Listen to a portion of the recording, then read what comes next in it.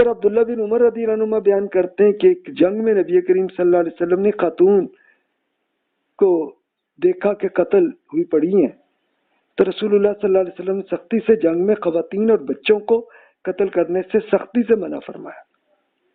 اچھا، اب یہ خاتون بھی جو مقتول ہوئی تھی تو ہو سکتا ہے وہ ملٹری کے کوئی نرس یا کوئی اس طرح کی ہوں گی، تو اس طرح سے ہو گئی، تو اس لیے رسول اللہ صلی اللہ علیہ وسلم نے یہ بھی منع کر دیا کہ نہیں جی، اب خواتین چاہے وہ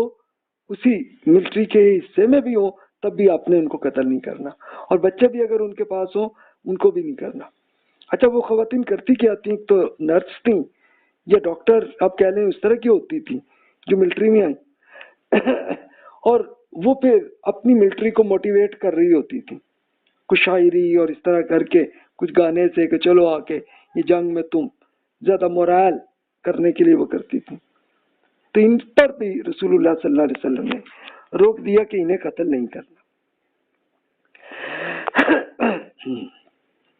اب عہد رسالت میں متحارب قوتیں تھیں کون سی؟ کہ آپ سے کون جنگ کر رہی تھی؟ ایک تو قریش مکہ کے تھے، یا عرب کے یہود تھے کہ جو رسول اللہ صلی اللہ علیہ وسلم سے جنگ کرنا چاہتے تھے۔ اچھا، تیسری تھی کہ لوٹ مار کرنے والے کوئی وحشی عرب قبیلے تھے۔ وہ کیا کرتے تھے کہ مدینہ پہ رات میں حملہ کرنا اور کچھ نہیں، چلو کوئی جنگ نہیں کرنی بلکہ صرف کوئی جانور ہی پکڑ کے اٹھا کے جناب بھاگ کے چلے گئے۔ اس طرح کی ایک طرح کی ڈکیتی کرتے تھے۔ سب سے بڑی تھی سلطنت روم، جو رومن امپائر تھی دنیا کی سب سے بڑی سپر پاور اس زمانے میں، اور اس رسول اللہ صلی اللہ علیہ وسلم کے زمانے میں جو بادشاہ تھا رومن امپائر کا، ان کا نام تھا ہرکل۔ ہرکل تو ہم عربی اردو میں کہہ دیتے ہیں، تو ہرکلز اس طرح کر کے شاید یہ نظر ہے، ان کی زبان تو اٹالین زبان تھی نا، تو اس طرح سے وہ کہتے تھے۔ تو یہ ہرکل بادشاہ کو رسول اللہ صلی اللہ علیہ وسلم کا خط ملا، اور یہ وارننگ کا خط تھا کہ جناب اب یہ اللہ تعالیٰ کا یہ معاملہ ایسا ہے، اور آپ ایمان لائیں تو آپ کی حکومت رہے گی ورنہ نہیں رہے گی۔ تو اس وقت ایک دلچسپ کیسا یہ صحیح بخاری کی پہلی حدیث ہے، بڑی دلچسپ ہے، کہ جس میں اب یہ جو ہرکل بادشاہ خود صاحب علم آدمی تھے، تو انہوں نے کہا کہ بھی اسپیشل کہا کہ بھی دیکھو کوئی عرب قبیلے کے کوئی آئے ہوئے ہیں بزنس کے یہاں پہ، تو دیکھو، تو پتہ چلا کہ وہ قریش مکہ کے لوگ آئے ہوئے ہیں۔ انہوں نے کہا ان کو بلایا، ان کو تاکہ پوری انویسٹیگیٹ کر لے بادشاہ کے یہ ہیں کون، اور انہوں نے پھر ملے کون صاحب جو ہے، تو یہ ابو سفیان رضی اللہ عنہ تھے، کہ جو ابھی ایمان نہیں لائے تھے، اور وہ رسول اللہ صلی اللہ علیہ وسلم سے 2 مرتبہ جنگ کر چکے تھے۔ تو انہوں نے رسول اللہ صلی اللہ علیہ وسلم کی پوری تفصیل پوچھی، تو ابو سفیان رضی اللہ عنہ نے بھی پوری صحیح طریقے سے بتائی۔ وہ خود کہہ رہے تھے میں تو دل چاہ رہا تھا کہ کوئی جھوٹ بول لوں، لیکن میرے اپنے ساتھی جو ہے نا ساتھ کھڑے ہوئے تھے، اور پھر میں بے عزت ہو جاتا، تو میں اس لیے سچ چیز ہی بتائی، اور اس کا پھر رزلٹ کیا ہوا کہ خود بادشاہ ہرکل نے کیا کہ واقعی اللہ کے سچے رسول ہیں، اور اب یہ جو میری زمین جو جہاں پہ میرا پاؤں جہاں پہ ہے نا، یہ ساری اس کی حکومت وہ واقعی وہ رسول اللہ صلی اللہ علیہ وسلم پہ جائے گی۔ لیکن پھر خود انہی کے مذہبی لیڈرز نے ان پہ بڑا وہ احتجاج کیا، تو انہوں نے باقاعدہ اسلام قبول کرنے کا کوئی اعلان کچھ نہیں کیا۔ لیکن افریقہ کے حبشہ کے بادشاہ تھے نجاشی رضی اللہ عنہ، وہ ایمان لے آئے تھے۔ اور پھر ایک اسی طرح ایرانی امپائر تھی، تو وہاں پہ تھی۔ تو اب رسول اللہ صلی اللہ علیہ وسلم کے زمانے میں جنگی قیدی تو بس وہ آتی تھی کہ جو عرب قبیلوں کے ہوتے تھے، اور اس کو رسول اللہ صلی اللہ علیہ وسلم ان قیدیوں کو غلام نہیں بناتے تھے۔ اچھا، آپ کہیں گے جی اس زمانے میں جیل نہیں ہوتی تھی کہ جیل میں بند کر دیتے ہیں؟ نہیں، اس زمانے میں جیل نہیں تھی، کم از کم عرب میں نہیں تھی، کیونکہ پانی نہیں تھا نا اتنا،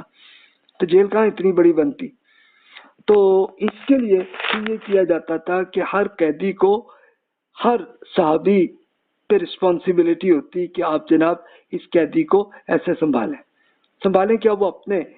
حویلی میں یا گھر میں کہیں نہ کہیں ایک کمرے میں بند کر لیتے ان کو، اور کھانا ان کو وہ کھلاتے تھے صحابہ کرام رضی اللہ عنہ۔ اچھا، اس میں پھر ہونا کہ ٹھیک ہے جناب، رسول اللہ صلی اللہ علیہ وسلم دیکھ کے کنفرم کر کے کہ بھی فائنینشلی اگر ہے تو پھر فدیہ لے لیا، یا اگر کوئی سروسز کر سکتا ہے تو سروسز کو مزدوری کر لیا، ٹھیک ہے، پھر اس کے بعد آزاد کر دیتے تھے۔ اور اگر وہ بہت ہی غریب یا کچھ اس طرح کا تو اس کو پھر احسان کے ساتھ اس کو آزاد کر دیتے تھے۔ اس دوران پھر قید کے دوران بھی یہ ہوتا تھا کہ قیدیوں کی اخلاقی تربیت بھی ہو رہی ہوتی تھی، اور کئی قیدی تو ایسے ہوتے تھے خود اسلام قبول کر لیتے تھے۔ اب سرکاری سطح پر ان قیدیوں کے بدلے دشمن کی قید میں بھی مسلمان قیدی بھی کا یہ بھی ایک فدیہ کا یہ بھی طریقہ ہوتا تھا کہ اگر کوئی مسلمان قیدی ہے کسی اور قبیلے میں، تو یہاں سے قیدی اس قبیلے کے ادھر ہے تو کہا کہ یار تم اپنا قبیلہ کا بندہ لو، تم ہمارے مسلمان کو یہاں آزاد کر دو، تو اس طرح سے ایسے کر لیتے تھے۔ ان قیدیوں کی پھر وہی انسانی حقوق پورے دیے جاتے تھے، کھانا اور ساری ضروریات جو ہوتی تھیں وہ چلتا تھا سلسلہ،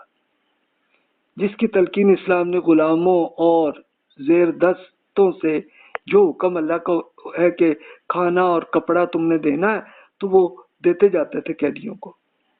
اور قیدیوں کو اپنے گرفتاری کے فوراً بعد مکاتبت کا حق بھی حاصل ہوتا تھا، یعنی ہر قیدی چاہتا تو وہ آزادی اس طرح سے بھی حاصل کر لیتا تھا۔ وہ کہتا تھا کہ جناب اتنی اماؤنٹ میں